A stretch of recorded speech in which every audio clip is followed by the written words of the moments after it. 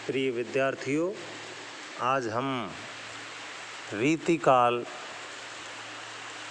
की जो कविता है उस रीतिकालीन काव्य से प्रथम अध्याय के रूप में आचार्य केशवदास का अध्ययन करेंगे। आपके निर्धारित पाठ्यक्रम में केशवदास जी की सरस्वती वंदना, राम वंदना और उनकी इसी रामचंद्रिका कृति से परशुराम संवाद जो विभिन्न छंदों में निबद्ध है, और हम इसमें पंचवटी वर्णन जो बड़ा ही सुंदर है, रावण सैनागार का वर्णन है, हनुमान लंका गमन आदि वर्णन है, सीता जी के दर्शन संबंधी वर्णन है। ये सब हम इस अध्ययन में, इस पार्ट में पढ़ेंगे। जैसा कि आपको पता है कि आपके सेकंड ईयर के हिंदी साहित्य की प्रथम परीक्षा के रूप में, प्रथम पेपर के रूप में इस काव्य संकलन को, रीतिकालीन कविता के कवियों को पढ़ा जाता है। तो केशवदास जी की जहाँ तक बात है, केशवदास जी के विषय में पढ़ने से पहले हम केशवदास जी का परिचय जान लें। इनका जन्म संवत 1618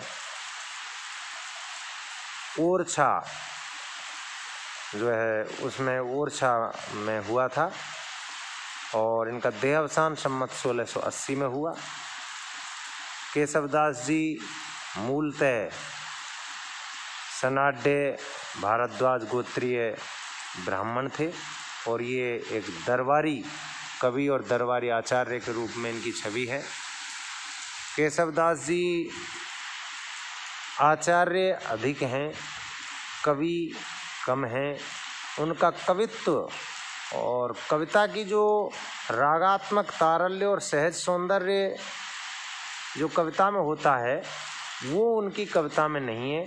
हाँ, आचार्य की दृष्टि से काव्य शास्त्रीय आचार्यों में रुद्रट, उद्भट, दंडी और भामा की जो परंपरा रही है उसमें अलंकारवादी आचार्य के रूप में इनकी प्रतिष्ठा रही है, और इनकी जो कविता है उसमें उक्ति चमत्कार और अलंकार बोझिल कविता है।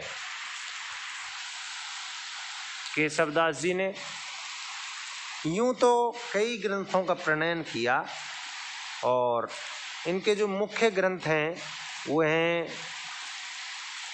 रसिक प्रिया, कवि प्रिया और रामचंद्रिका। रामचंद्रिका इनकी बहुत ही प्रसिद्ध रचना है। इनकी ख्याति का प्रधान आधार ये तीनों रचनाएं हैं। मुक्तक रचनाओं में इनकी रतन बावनी, विज्ञान गीता और जहांगीर जसचंद्रिकाएँ कही जाती हैं। प्रबंधात्मक रचनाओं में वीर सिंह देवचरित उपलब्ध होता है, और इनका एक और प्रबोध चंद्रोदय जो संस्कृत की उपदेशात्मक पौराणिक ढंग की रचना है, उसमें विज्ञान गीता इसी तरह का एक ग्रंथ है।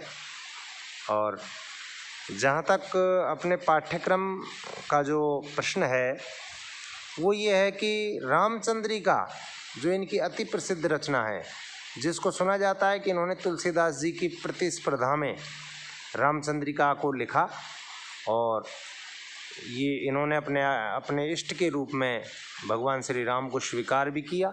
तो इसमें आपके पाठ्यक्रम में सरस्वती वंदना है जो इनकी बहुत ही प्रसिद्ध जो है छंद में प्रसिद्ध रचना है। राम वंदना भी है इनकी, परशुराम का संवाद है, सीता जी के दर्शन हैं, और पंचवटी वर्णन है जो काफ़ी प्रसिद्ध रहा है। और इनका जो है, जैसा कि आपको विदित है, हनुमान लंका गमन का भी छंद है। एक रावण के सैनागार के वर्णन में इनकी एक दो छंद हैं। तो इस तरह से इन्होंने आपके पाठ्यक्रम में कई चीज़ें केशवदास जी से हमने लिए हैं, तो उनको हम क्रम से पढ़ेंगे। लेकिन पहले थोड़ा सा ये जान लेना आवश्यक है कि जिस रचना से आपके पाठ्यक्रम में ये अंश लिए हैं वो रचना किस तरह की है।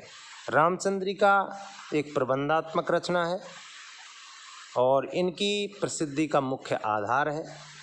रामचंद्रिका के विषय में कहा जाता है कि छंदों का अजायब घर है।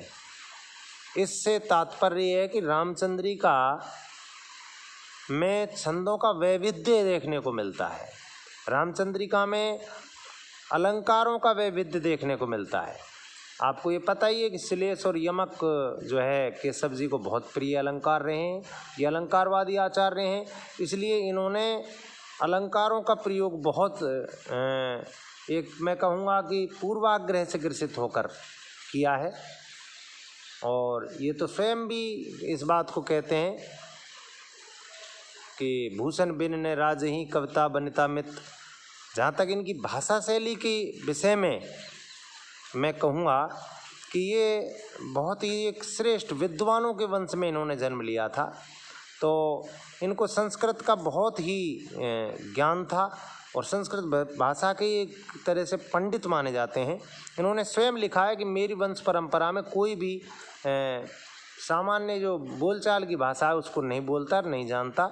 एक जगह इन्होंने लिखा भी है कि भाषा बोलने जानहीं जिनके कुल के दास, भाषा कवि भो मंदमती तेई कुल केशव दास। इस तरह से इन्होंने एक जगह लिखा है।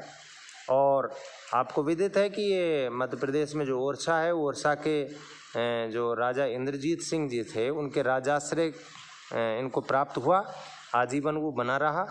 इसके पश्चात ओरछा में वीर सिंह देव जी का शासन रहा, उस समय भी ये राज दरबारी कवि थे उनके, और काफ़ी इनका ओरछा में सम्मान रहा। एक बार जब ओरछा के सिंहासन की अकबर से बादशाह से जब मतभेद हो गया तो सुना जाता है कि केशव के पांडित्य के कारण और उनकी वाक चातुर्य के कारण ही उनमें सुलह हुआ, और उस बात को इंद्रजीत सिंह जी काफ़ी समय तक मानते रहे। तो इस तरह इनका बहुत सम्मान था, ये बहुत विद्वान थे। केशव जी के विषय में हमें 2-3 बातें ही इनके जो है व्यक्तित्व और कृतित्व को लेकर हम रखें ध्यान कि ये अलंकारवादी आचार्य थे और भामा, दंडी और उद्भट की परंपरा के थे। और ये मम्मट या विश्वनाथ या मैं कहूँगा कि जगन्नाथ पंडित जी की जो रस परंपरा या आनंदवर्धन की ध्वनि परंपरा जो रही है उनसे ये विलग थे और ये अलंकारवादी आचार्य थे। तो इन्होंने चमत्कार प्रदर्शन की भावना से काव्य लिखा। कविता में, इनकी कविता में जो एक लयात्मकता, एक रागात्मकता, एक रसात्मकता जो काव्य में होती है वो बड़ी दुर्लभ है, देखने को नहीं मिलती। हाँ, ये इनकी जो उक्ति चमत्कार है, उक्ति वैचित्र्य है, वाग विदग्धता है और शैली की जो एक संस्कृत परक शैली की जो परपाटी है उसके प्रवर्तक भी रहे हैं। और इन्होंने अपने काव्य में भी लक्षण और उदाहरण दे करके लक्षण ग्रंथों में भी इन्होंने लिखा है। रसिक प्रिया और काव्य कवि प्रिया में हमें देखने को मिलती है। तो रामचंद्रिका भी उससे दूर नहीं जा सकती। हाँ, ये कविता के क्षेत्र में रामचंद्रिका की विषय में जहाँ तक बात करें तो संवाद जो कौशल है वो केशव का देखने लायक है। इस तरह का प्रश्न भी एक हमारे परीक्षाओं में आता रहता है कि केशव की जो है काव्य कला में संवाद योजना पर आप समझाइए। तो संवाद योजना इनकी दृष्टव्य है और उसी संवाद योजना को आधार बनाकर हमारे यहाँ लक्ष्मण परशुराम का संवाद जो है इस पाठ्यक्रम में आपको दिया गया है। तो इनकी कविता की जो भाषा है वो विशुद्ध रूप से ब्रज भाषा है और काव्य शास्त्रीय पक्ष को संपूर्णता से ग्रहण करते हुए, लक्षण उदाहरण की परंपरा को ग्रहण करते हुए इन्होंने काव्य प्रणयन किया। राजस्थानी चित्रकारों ने भी जिन साहित्यिक ग्रंथों को चित्रित किया है उनमें कवि प्रिया और रसिक प्रिया विशेष हैं। तो मैं इतना ही कहूँगा कि केशव के काव्य की जो विशेषता है वो आचार्यत्व है और एक परिपाटी का पालन करने वाली है। उसमें कहीं भी कविता की रागात्मकता, सरसता, सरलता, सहजता के दर्शन बड़े दुर्लभ हैं। तो अब हम आइए बच्चों अपना पाठ प्रारंभ करते हैं और सरस्वती वंदना से हम आज माँ सरस्वती की वंदना करके जो अध्याय है उसका प्रारंभ करते हैं। तो पहले मैं आदर्श वाचन के रूप में इनकी एक बहुत ही प्रसिद्ध छंद है सरस्वती वंदना के रूप में, जो इनके ग्रंथ की पहली जो है छंद है, कवित्त है। बानी जग रानी की उदारता बखानी जाए, ऐसी मति कहों दो उदार कौन की भई। देवता प्रसिद्ध सिद्ध ऋषि राज तप वृद्ध कही कही, हारे सब कही न केहूँ लई। भावी भूत वर्तमान जगत बखानत है, केशोदास क्यों न बखानी काऊ पे गई। पति बरने पति चार मुख, पूत बरने पांच मुख, नाती बरने षड मुख, तदपि नई नई। नाती बरने षड मुख, तदपि नई नई। यानी कि बानी जगरानी, इसका अर्थ देख लें, बानी जगरानी की उदारता बखानी जाए। जगरानी वाणी का विशेषण है, वाणी का अर्थ है सरस्वती माता। माँ सरस्वती यानी जगत की रानी माँ सरस्वती की उदारता का कोई बखान करे, ऐसी मति माने बुद्धि, कहूँ दो उदार कौन की भई। किसकी उदार है? ऐसी मति उदार यानी विस्तार, ऐसी विशाल बुद्धि, ऐसी उदार बुद्धि, ऐसी उदार मति कौन की है जो उस माँ सरस्वती की वंदना, उसकी उदारता का बखान कर दे। कितनी देवता प्रसिद्ध जो सिद्ध हैं, सिद्ध पुरुष हैं, बड़े बड़े ऋषि राज हैं, जो तपस्या कर कर के वृद्ध हो गए हैं, अति तपस्वी हैं, ये सब लोग तो माँ सरस्वती की वंदना कर कर के, उसकी उदारता का बखान कर कर के, माँ सरस्वती के गुणों का कथन कर कही कही हारे सब कह कह कर हार गए हैं। कही ने काऊ केहूँ लई। केहूँ का मतलब किसी से भी कही नहीं गई है, किसी पे भी कहा नहीं गया है। अर्थात सरस्वती की उदारता का जो उदारता की व्यापकता है वो बहुत विशाल है, और उसको हमारी जैसी बुद्धि वाले पुरुष बखान नहीं कर सकते।